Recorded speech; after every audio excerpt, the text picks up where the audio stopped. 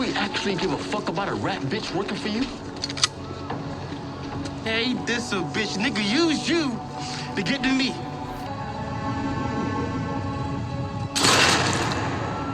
Look at me, motherfucker.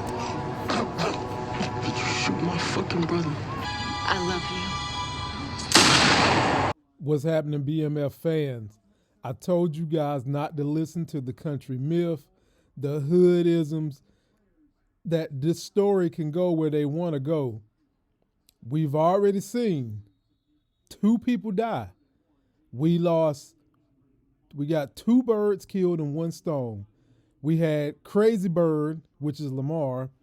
Then we had the songbird that couldn't keep her mouth shut, the rat, which is Kato.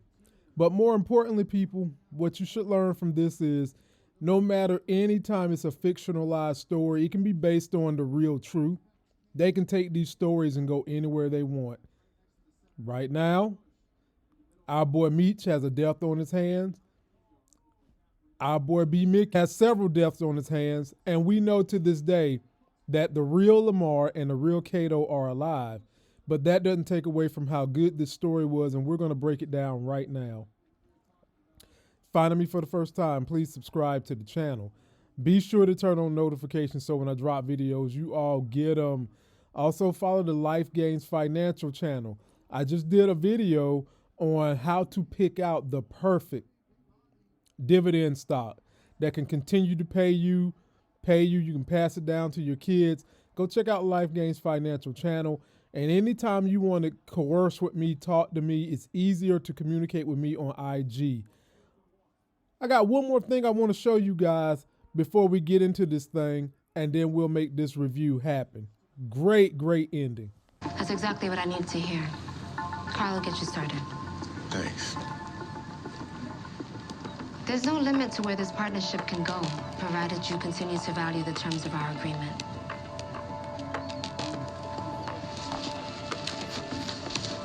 Ladies and gentlemen, anytime a woman look at you the way Big L looked at Southwest T, that twat is hot.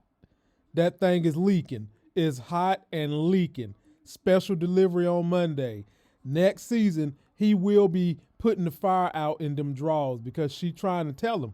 Fellas, when a woman look at you like that, she trying to tell you what she want. She telling you that twat is hot. All you got to do is say the right things and you can get some. But from the beginning of this story, I've loved each and every single week. They've had a quote from Big Meech himself. And in this one, he's saying what was going on in the D wasn't happening everywhere. Young black dudes hustling in Detroit were trendsetters nationwide. Our series needs to absolutely show that. And I feel like they did a damn good job of that. Not only did they do a damn good job of showing the style and the hustling, but the vehicles in this show, my people, I love how they kept it Detroit gully. They showed a lot of Detroit-made vehicles. This was just a good damn show. And even though it was only 8 episodes, I did feel satisfied. They start out with Crazy Bird Lamar meeting up with deader than a doorknob Kato, just basically reiterating her plan on how she plans to get Lamar closer to Meech. We all knew that this shit wasn't going to happen. We knew that this was going to be a ruse. We just didn't know how the ruse would happen. And as Lamar is leaving, we see Kato's plan hatching with B. Mickey. He persists to follow Lamar down the road. Nice Detroit-made cars. But what was going on was supposed to be a sting on Lamar that turns into all E-course getting picked up by the damn Drano department. So they go scoop up T in his school. Now, ladies and gentlemen, when the police come and get you in certain places, they're doing it to send a message. Because they could have waited for T to go home, but they decided to come to school to get his ass. They could have waited till he came home. They be trying to send a message and shit. Then, old Coach Cop, he personally comes for Meech over there at Lori crib. And as Lori is doing the thing that we do in the hood, we cry, we scream, we make a news spectacle of it, he tells her ass to get in the house like he the boss, and guess what she did? She took her ass in that house. Coach Cop got some pull on these streets, y'all. Y'all better keep an eye out on Coach Cop. He's going to be rough and tumble next season, and I hope they make next season 10 episodes. Everybody's in jail. All of Meech and his crew is in jail, and they're wondering where the hell is Kato. Well, here's Kato. She's coming through. Obviously, in this point in time, she's staying true to the game, but they know, they had a discussion in the jail that Kato, something's up with her. Meech is getting interrogated by the Fed B, who is rather attractive, I must say, and he's just picking on her too, talking about some me and you going to have a one-on-one session. You should have came and picked me up. I would have got in here sooner. And then he was picking on her, saying that she need a stool to get a little taller because she's reaching. And, you know, Meech been around the block. Even though he's young, he's been around the block. And he knew full well they had nothing on them. All this was, my people, was a little bit of retaliation from the cops because they lost one of their own, but they had nothing on anyone. Nothing. Now, had they searched B. Mickey's car, they would have found that gun, but they didn't search it in this moment, and they didn't have any choice but to let these dudes go. We get to a scene where I told y'all from Jump Street, $25K back in the day, sure, that's a lot of money, but it's not enough. And in this scene, they went back and got Snoop's niece as a lawyer. And the hospital has now come back and decided to offer the family because the doctor was drunk. They had a nurse willing to spill the beans. He was drunk. They're willing to offer them $235,000, but after fees, taxes, and all the other bull job, which first of all, I don't understand why you got to pay taxes on something that is awarded to you out of malpractice, but I digress. They're going to get $150K. Now, that's a whole lot of money coming out they check. However, I told y'all more was coming. But even having said that, knowing this information, that the doctor was drunk and you've got a witness who was in there willing to testify, I might hold out for some more money. To be honest with you, that is, not only is that malpractice, that's negligence and about 4 other indigents that they can put in court, and any trial is going to be willing to give you the bank for that. But in this case, you know what? We'll go with it. We'll go with the $150K they're going to get, and I'm happy that they got it. And I was happy that they apologized to the lawyer for his behavior because he's played this role, the actor has played this role the way I feel like a father who's in his situation, kind of like a lower middle class situation, would play it. He doesn't have a lot of exposure to the business world, to the legal world. He doesn't have a lot of, so when he gets in these situations, when it gets frustrating for him, he just lashes out. And he's displayed this wonderfully. We see the BMF crew making jokes on Fed B and Coach Cop. Fed B tell Coach Cop, she's sending all her people on the streets to watch the BMF crew because if they sell a nickel bag, she wants them in trouble. But his ass has got to stay behind the desk. We see Meech walking by just saying to himself, man, I paid you all this money. Where's the loyalty? You dipped out on me like this. These two are going to be having beef, my people, for at least 3 seasons. This is going to be ongoing beef between these two, and I can't wait to see it play out.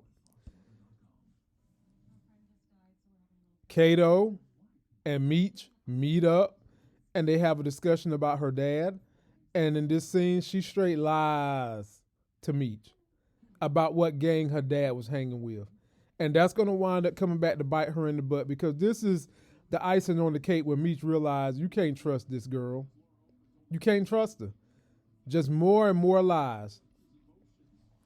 We see crazy ass Lamar in a morgue. He's got some hookup, and y'all guys know that's the comedian that was on Dave Chappelle. He's been on the Steve Harvey Morning Show, in here being the person that's patching up Lamar in the morgue. But here's the thing. Lamar is talking about how crazy this dude is for having these naked women who are dead out and about. And I'm thinking to myself, Lamar, your ass is just as crazy as him. At the very least, he ain't beating, putting his hand on women and killing kids. I mean, all of it is crazy. But if you're going to pick your crazy, how you like your crazy, I'd rather some man just be in here fucking dead bodies than to be out here killing bodies, making them dead. I'd rather him just being here doing that if I had to pick between the two crazies. But he's getting patched up, and then he asked my man for a favor, and we'll see that favor in a minute. Black Mafia got a beat on Lamar. You see my man Pork Chop in here looking at the car, saying that, yo, he got to be in this mortuary. So Meech and the crew kick in the door, wave in the 4-4. All they see is the mortician talking about, let me stick this dead body one more. That's what they happen to see. And they picking on him too, like, dude, your ass is crazy. And they basically tell him, if we find Lamar, you're going to be in one of these caskets. Well, they're not going to find Lamar because guess what? Lamar done took a hearse. He done took a paddy wagon. And he's using the paddy wagon to get away and get down the street. Damn. How the mighty fall. Lamar is now driving the paddy wagon. Damn. So in order to get this money, the Flannerys go back with T, and the money is for T. Let's keep in mind, it's not for the mom and dad, it's for T. And again, American capitalism at its finest, about to screw them right in the behind, because they're going to put the money in a blind trust until Southwest T is old enough, is 18. Now, when I was young, my mom used to get disability for me because I had asthma. She had control over that money because I was under 18. Now, when I turned 16 and I was able to sign off on checks and things of that nature, in order for my mom to cash those checks, I had to sign off on it. I don't understand why they can't have it in this situation right here. In order to get that to happen, they got to go through the damn judge. Folks, that's just bull jive. I do understand that you should have T sign off on it. I'm with that.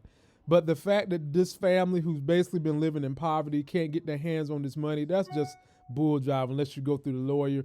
But we'll see. We'll see where they take the story next year. Maybe they will go through the lawyer and get it done because the dad has got an idea for a business that Southwest T can pass down to his kids. And it's actually a pretty good idea. We'll check that out in a minute. And then we get this Negro right here who had jokes for everybody. Let me show you guys a clip of how his action went down. Down. My man, let me holler at you real quick. Boy, if you don't get the fuck out my face, man. Why don't you take me to your boss? Shit, you're looking at him, you Billy D looking motherfucker. Shit, I doubt that. It's clear you carrying weight, so if you the boss, you ain't that damn smart. Smart enough. Yo, ain't no disrespect. And folks, I'm sitting up here saying, bruh, you ain't in no position to be having jokes on everybody. Call my man Meech. What he say about Meech? He said Meech was a Billy D. Williams knockoff. And I'm sitting up here like, bruh, your ass is 2 sandwiches short of an ugly knuckle sandwich. And you look like Tay Diggs and Jake Paul had a baby named Saint. And you got the nerve to be having jokes on everybody else. But Meech just checks this dude. It's like, bruh, I know you ain't the real boss. The real boss wouldn't be out here on these streets like you doing. Take me to your real boss. And Meech was able to defuse the situation using that silver tongue he has to get what he wants. And then Meech does get the Saints' big boss. And the big boss is just talking to Meech about like, look, bro, I know you hungry. You done kicked Pat to the curb, but I ain't doing no business with you. Stay out of my lane. And at the end of this episode, we learned that Meech winds up doing business with Saint anyway. So, ladies and gentlemen, I'm already giving you a spoiler for next season. Whoever this boss is, Meech is going to have problems with him because he already hooking Saint up, the spawn of Tay Diggs and Logan Paul. He's hooking him up with some of his drugs, selling up the street already. Then we get Kato putting her magical draws on B. Mickey one last time, but at this point in time, B. Mickey's already made up in his mind. He's not going to be true to her. He's going to hit these draws one more time, and then he's going to be done with her, and we'll get to that in a minute.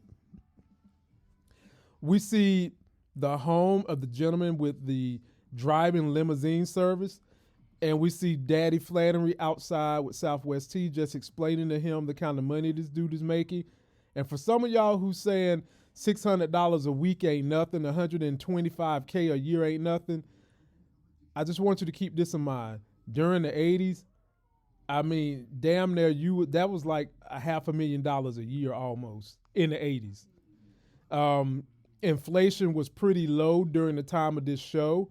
because this is right around the end of Ronald Reagan's tenure when he had done some things along with the Fed chair to manipulate inflation to go back down.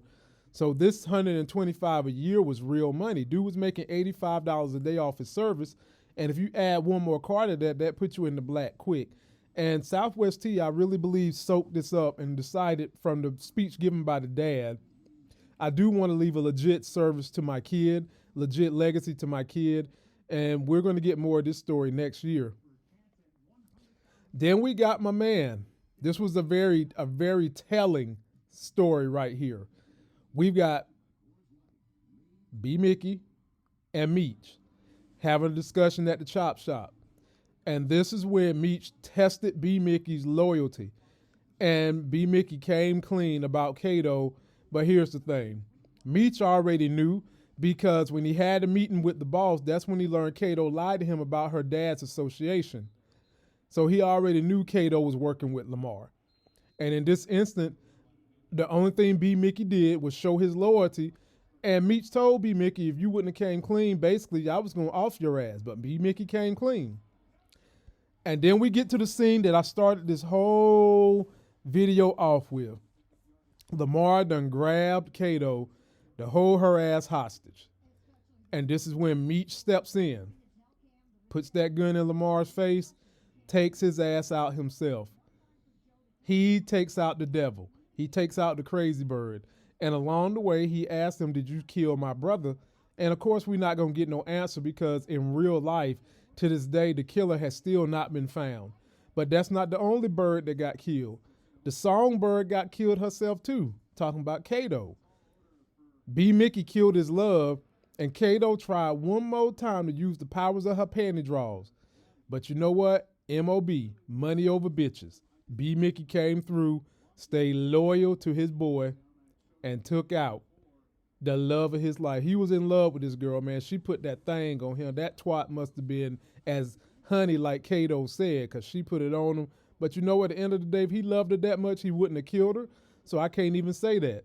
He stayed loyal to the one he does love, which is his homeboy of all these years, Meech. Then we get to the scene with Big L. Now, Southwest T made a very stupid decision, because Big L already told him she never wanted to see Meech. And not only do Meech get there, Meech is touching all over her artwork and shit, her weird love of art. And she pulls a gun on him, tells him to get out. But at the end of the day, she winds up giving Southwest T what they wanted. And then she gave him this stank on it look. Like she want to put some stank on his penis, whether it's going to be from her mouth or between her legs. Look at that stank on it look. She said that we can get all kinds of business done. Matter of fact, let me play the clip for you one more time. Good. That's exactly what I need to hear. Carl will get you started. Thanks. There's no limit to where this partnership can go, provided you continue to value the terms of our agreement.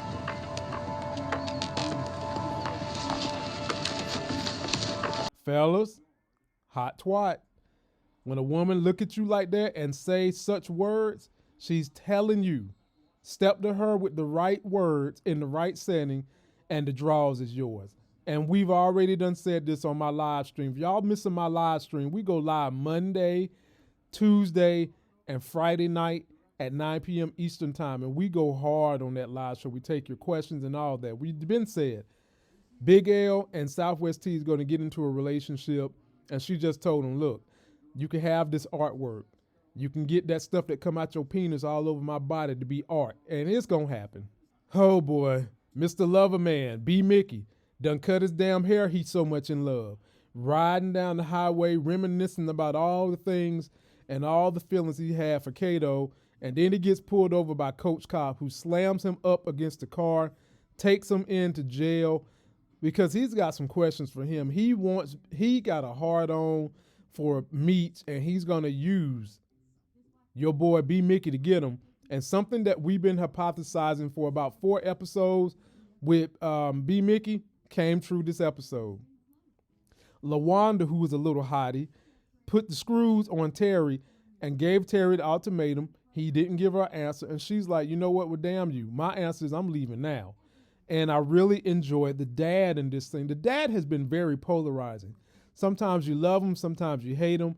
But in this instance where he prevented T from trying to apprehend his baby mama, and it looks as though T would have been in a situation where he would have grabbed her, the dad prevented that from happening and walked out the mother of his grandchild. You know what I'm saying?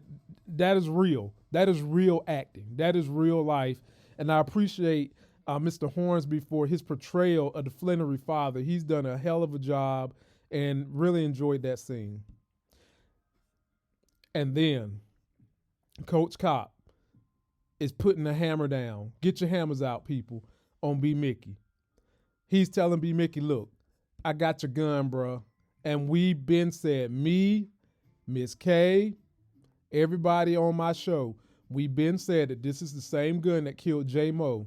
Now you add Kato to the list. And Coach Cop is telling B. Mick, like, look, bro, I really don't want you. I want Meech. But I will take your ass in if I have to. And I've got this evidence on you. So either you're going to be a mole or you're going to give up Meech.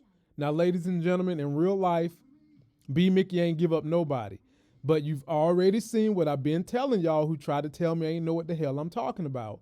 They can dramatize this story however the hell they want to. Because if they don't, they basically are recreating the documentary and you've already been entertained by that. So it is a real question that next season B. Mickey might be a whole mole in this BMF family until he gets killed. So let's see what happens. And then at the very end, you have the dynamic, and this was a fitting way for this series to end with the brothers going back and forth with each other. At this point in time, they are officially the Black Mafia family. Southwest T loves the name, but at the same time, Southwest T wants to walk away with his money, leave a legacy for his kid that has nothing to do with drugs, and he's telling Meech, I'm out of this thing. But look at the look on Meech's face. Meech is like, bruh, we done came this far. The streets is in your blood. The money is in your blood. You're not leaving me. But Southwest T is walking away like it's over with. While his brother is standing there. You know, we supposed to be cradled to the grave. Southwest T is like, fuck that. I don't want to get arrested no more. I done lost my baby mama, my son. I don't want to be threatened by death. Hell, my eye has been blown out messing around with this game. So we'll see where 50 and the writers take this story next year, but they've done a great job this season. And they end with Big Meech in jail. You see the 2005 right behind him. Leave me your comments if you know what that 2005 is talking about. I just want to see who knows. And he's just basically talking about how he thought that when his brother was trying to separate from him, he didn't know that in the future he'd be so high up in the game, but he didn't know also that he was going to have to drop so low before he reaches that point.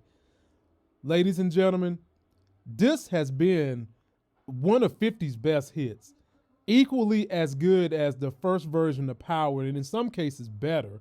And so I got to give the nod to them, and I will continue to try to get some of them on my show for interviews. But leave me all your comments on how you've enjoyed this series, what you expect to happen next season, and be sure to come check us out live if we go Monday at 9 p.m. Eastern to review this. Then Tuesday we're going to do Power. And between now and next year, I'll bring you guys update videos on what's going on BMF. 50, you had another hit. Holla at your boy, man. I review all the Stars shows. I've been trying to get Stars to get me some more interviews. And if you missed the interview I did with Hightown's Atkin Esteman, who plays Aceto, go check that out in my videos. That's going to do it for this video. Don't forget to like the video. Please comment, subscribe. Definitely get yourself that life game. Be sure to follow the Life Gains Financial channel where I'm helping you guys build your wealth through real estate, finances, and giving you the latest and greatest in EV stocks, including Tesla. And also, if you really want to holler at me, just go ahead and follow me on IG. Shoot me a DM. I respond to pretty much anyone who comes correct on IG with a DM.